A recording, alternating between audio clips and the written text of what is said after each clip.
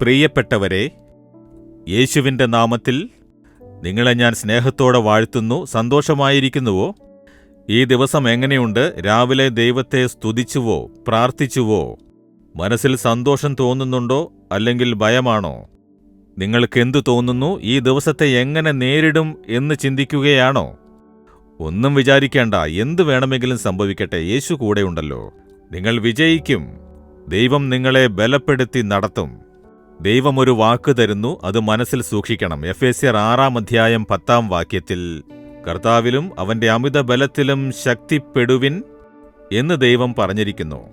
യഹോവയിൽ ബലപ്പെട്ടിരിക്കണം. അവന്റെ അമിത ബലത്തിൽ നാം ശക്തിപ്പെടണം. ദൈവം എന്തുകൊണ്ടാണ് അങ്ങനെ പറയുന്നത്? നാം ഈ ലോകത്തിൽ ജീവിക്കല്ലേ.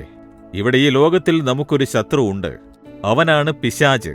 അവന് ചില ശക്തികളുണ്ട്. തിന്മ ചെയ്യാനുള്ള ശക്തി, നമ്മെ മുടക്കാനുള്ള ശക്തി, ബലഹീനതയുണ്ടാക്കാനുള്ള ശക്തി, ഭയപ്പെടുത്താനുള്ള ശക്തി, ഭീതിയുണ്ടാക്കാനുള്ള ശക്തി, നമ്മുടെ ആശീർവാദത്തെ തടയാനുള്ള ശക്തി. അവനും ചില ശക്തികളുണ്ട്. ദോഷമുള്ള കാര്യങ്ങൾ ചെയ്യാനുള്ള ശക്തി. അവനെ നാം ജയിക്കണം. ഓരോ ദിവസവും അവനെ അതിജീവിച്ച് പോകണം. അതിനൊരു ശക്തി ആവശ്യമാണ്. ദൈവം ആ ശക്തി നമുക്ക് തരുന്നു. ദൈവം തന്റെ ശക്തി നമുക്ക് തന്ന് നീ ജയിക്കും, അതിജീവിക്കും, വിജയിക്ക്. സാത്താന് നിന്നെ ജയിക്കാനാവില്ല. അവനേക്കാൾ നിന്റെ കൂടെയുള്ള ഞാൻ വലിയവനാണ്. തന്റെ ശക്തി വലുതാണ് എന്ന് വ്യക്തമാക്കുവാൻ ദൈവം തന്റെ ശക്തിയെ നമുക്ക് തരുന്നു. അത് നാം നേടേണ്ടതാണ്. അപ്പോൾ കർത്താവിൽ ബലപ്പെടണമെങ്കിൽ ദിവസവും വേദപുസ്തകം വായിച്ച് പ്രാർത്ഥിച്ച് ധ്യാനിക്കും തോറും ദൈവത്തിന്റെ ഐക്യത്തിൽ ബലം പ്രാപിക്കും. ദൈവത്തിന്റെ ശക്തി പ്രാപിച്ചിട്ടുണ്ടെങ്കിൽ പിശാച് ഭയപ്പെടും. ദൈവം തന്റെ ശക്തി നമുക്ക് തരുന്നു, പരിശുദ്ധാത്മാവിന്റെ ശക്തി. പരിശുദ്ധാത്മാവ് വരുമ്പോൾ നാം ശക്തിയുള്ളവരായി തീരുന്നു. അത് പാപത്തെ ജയിക്കുന്ന ശക്തിയാണ്, പിശാചിനെ അതിജീവിക്കുന്ന ശക്തിയാണ്, പ്രശ്നങ്ങളെ അതിജീവിക്കുന്ന ശക്തിയാണ്, പരീക്ഷകളെ അതിജീവിക്കുന്ന ശക്തിയാണ്.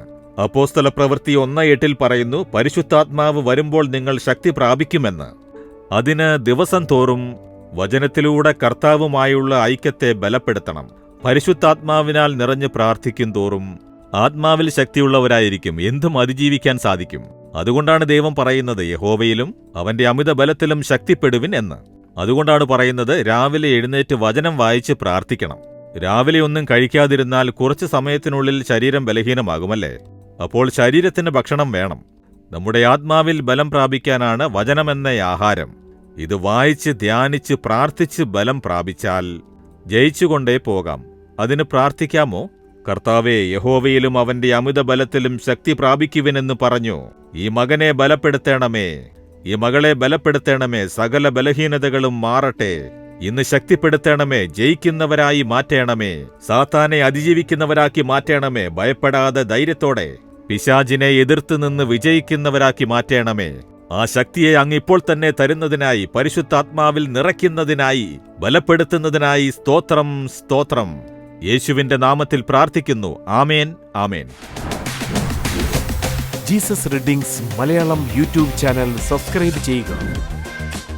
ബെൽ ഐക്കോൺ ക്ലിക്ക് ചെയ്യുക. ഞങ്ങളുടെ ദൈനംദിന പ്രോഗ്രാമുകളെക്കുറിച്ചുള്ള അപ്ഡേറ്റ് ലഭിക്കുവാൻ